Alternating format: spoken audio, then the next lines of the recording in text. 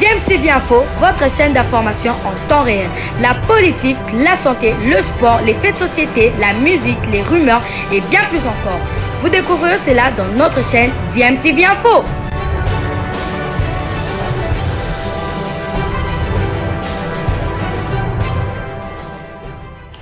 Vous êtes sur DMTV, bonjour ou bonsoir, tout dépend de l'heure à laquelle vous nous suivez. Tout plaisir est pour nous de vous retrouver, mais surtout de savoir que vous êtes nombreux en train de suivre votre chaîne YouTube DMTV. DMTV qui vous propose l'actualité, vous propose également des analyses et des réflexions sur des sujets d'actualité, sur des faits sociaux, tout simplement sur des réalités que nous observons ici chez nous en République démocratique du Congo.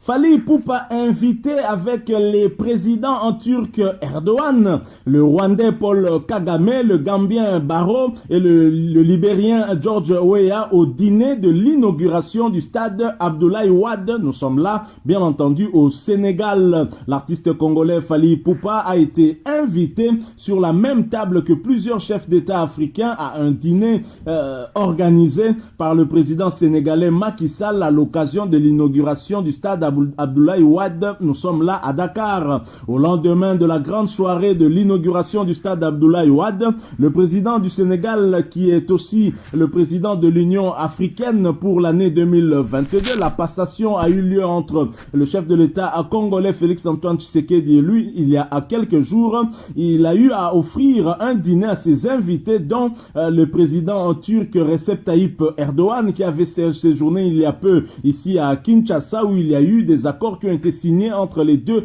pays. Il y avait également le président rwandais Paul Kagame, le Gambien Barrow, le Libérien George Weah ainsi que le Bissau-Guinéen Ambalo. Lors de cette invitation de ce dîner, ils étaient joints également par des artistes africains de la musique tels que Fally Ipupa ou encore l'Ivoirien Assalfo. À la veille, plusieurs milliers de Sénégalais étaient rassemblés pour l'inauguration de cette arène aux normes internationales. Fally Ipupa, qui n'est pas encore fait officiellement ambassadeur de la culture congolaise, était aussi de la partie, alors que Maître Gims, son petit frère Dadju, ainsi que la légende Koffi Olomide ont reçu il y a quelques semaines le titre d'ambassadeur de la culture congolaise, avec comme privilège un passeport diplomatique qui leur a été donné. Fally Ipupa de son côté n'a pas encore été honoré par le chef de l'État de la République démocratique du Congo, du moins officiellement, même s'il assume déjà ce rôle-là depuis bien longtemps, et il le fait tellement bien, et les Congolais, c'est vrai, sont fiers de Fally Ipupa. Rappelez-vous de sa prestation XXL lors de l'ouverture de la Coupe d'Afrique des Nations Cameroun 2021, mais qui s'était jouée en janvier et février 2022 pour des raisons de Covid. Et en marge de cette invitation au Sénégal, il y a eu une polémique qui a enflé dans les réseaux sociaux, et la polémique c'est sur ce poignet de main entre Fally Ipupa et le président rwandais Paul Kagame. La posture qu'a eu à prendre au cours de ce poignet de main l'artiste musicien congolais a suscité en tout cas diverses réactions. Le regard méprisant de Fally Ipupa à Paul Kagame, président du Rwanda, suscite l'attention des internautes. Lors de l'inauguration du nouveau stade de Abdoulaye Wade au Sénégal, Fally Ipupa, parmi les invités d'honneur, bien sûr en compagnie d'autres artistes nationaux et internationaux, y compris certaines personnalités politiques, parmi lesquelles beaucoup de chefs d'État. D'abord ici, de rappeler que la RDC et le Rwanda se regardent bien souvent en chien de faïence.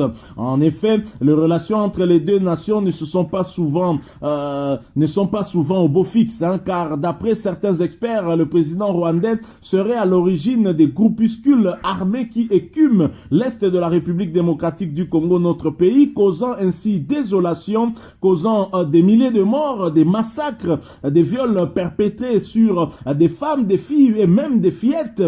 Tout cela pour piller les richesses de la République démocratique démocratique du Congo, de cette partie du pays, connaissant très bien l'histoire de son pays, et le Rwanda, l'aigle de la République démocratique du Congo, l'aigle de l'Afrique, n'a pas été joyeux lors de sa salutation avec le président rwandais, et il l'a montré. Visage fermé, Fally Ipupa en vrai, Bokila Lokondo et Fapekato regardaient avec animosité et méfiance sans lui accorder aucun sourire le président rwandais Paul Kagame.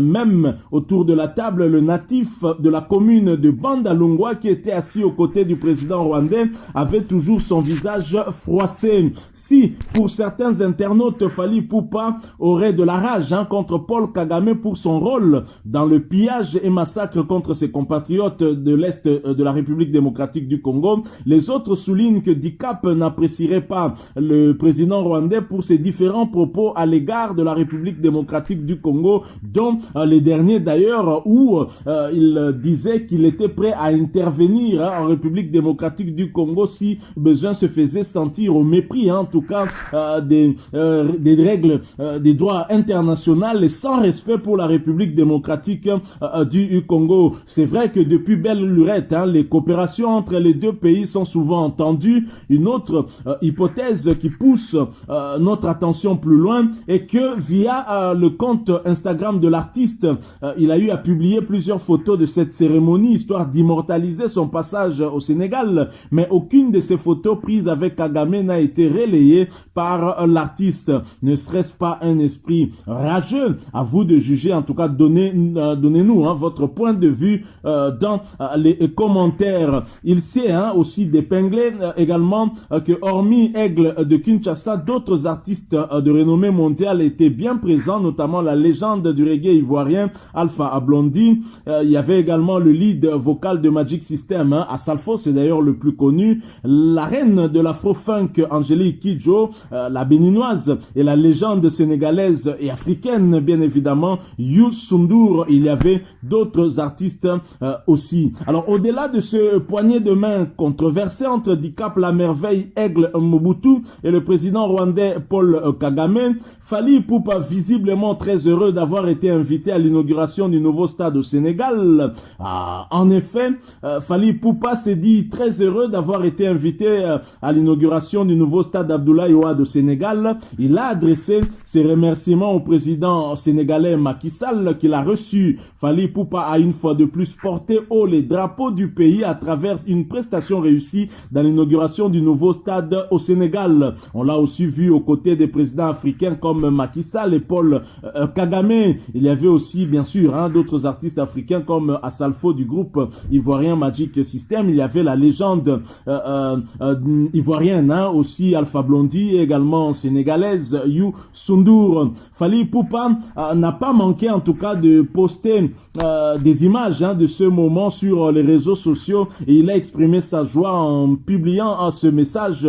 Très heureux d'avoir été invité à l'inauguration du nouveau stade Abdoulaye Wade de Dakar par son excellence, Monsieur le Président de la République du Sénégal et Président de l'Union africaine Macky Sall. Merci pour cet échange fructueux, de belles perspectives pour notre continent, a-t-il écrit. Avec ces rencontres, Fally Ipupa veut mettre son talent au service du continent africain. Ce serait une manière pour lui de contribuer en tout cas au développement de notre culture. Alors Fally Ipupa, ambassadeur de la culture congolaise, certainement il l'est déjà. Mérite-t-il un passeport diplomatique? Seul le chef de l'État de la République démocratique du Congo, son excellence Félix Antoine Tshisekedi Tshilombo, dans son pouvoir discrétionnaire peut répondre à cette question. Mais si vous voulez mon avis, je crois qu'au regard de ce que fait l'artiste par rapport à son travail, par rapport à la culture congolaise, il mérite bien évidemment aussi de pouvoir porter officiellement ce titre d'ambassadeur de la culture congolaise et bien évidemment de bénéficier de ce passeport diplomatique comme en ont bénéficié Maître Gims Dadju, encore son mentor Kofi Olomide. Alors quittons Fally Ipupa, revenons au pays. Nous allons parler politique avec une sorte de revue de presse que nous allons vous proposer et bien sûr pour passer en revue l'actualité et politique de l'heure ici en République démocratique du Congo. Nous en parlons après cette courte pause.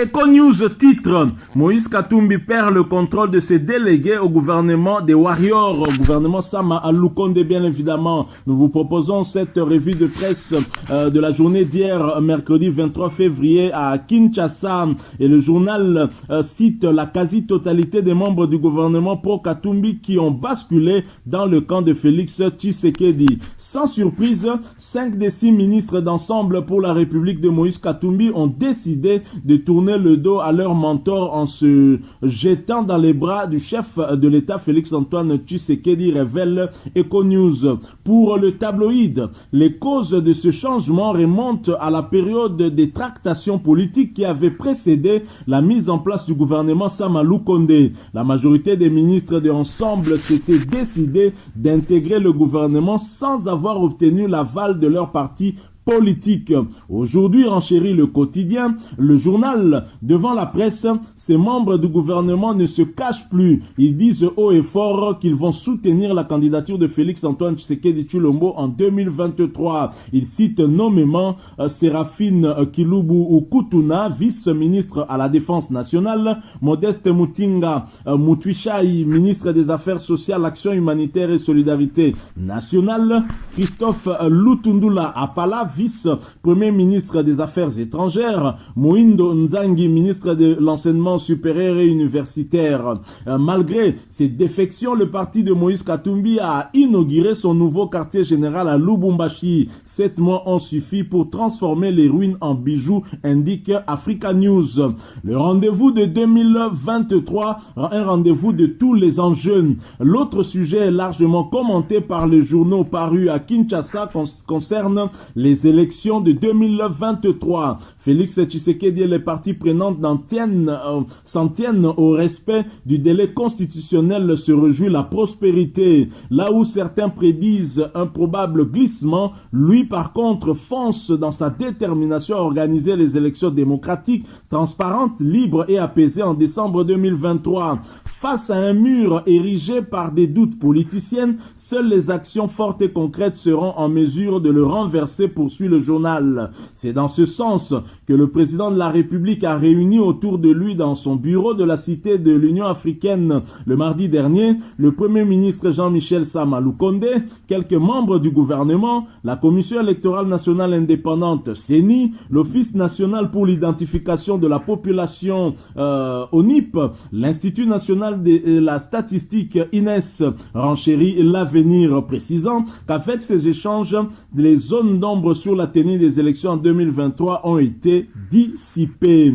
Mais en attendant, l'Union sacrée place ses pions en vue de l'élection des gouverneurs prévue dans quelques jours dans 14 des 26 provinces de la République démocratique du Congo, informe le potentiel. L'ambition est grande et à la taille des enjeux. L'Union sacrée tient à aligner des futurs gouverneurs qui seront bel et bien engagés dans la matérialisation du programme de développement à la base de 145 territoires initié par le président de la République Félix-Antoine Tshisekedi, estime le quotidien. Voilà qui met fin à ce sujet que nous avons voulu partager avec vous. On a d'abord parlé de Fally Ipupa, ensuite on a fait cette sorte de revue de presse, histoire de passer en revue en tout cas l'actualité politique de l'heure, une actualité politique dominée surtout par les élections de 2023. Il y a des défections aussi du côté de Moïse Katumbi qui renforce le camp du président Félix-Antoine Tshisekedi. Alors merci à vous qui nous avez suivis. Si vous avez aimé ce sujet, laissez-nous un maximum de j'aime.